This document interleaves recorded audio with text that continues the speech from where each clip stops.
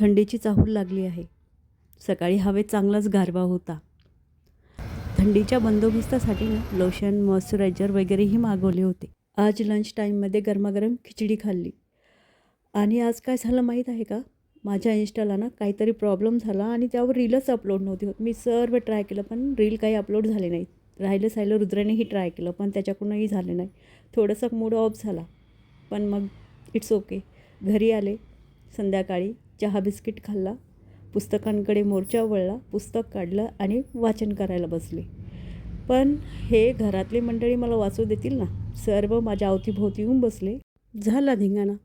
तर गाईज, माझा व्लॉग आवडल्यास नक्की सबस्क्राईब करा.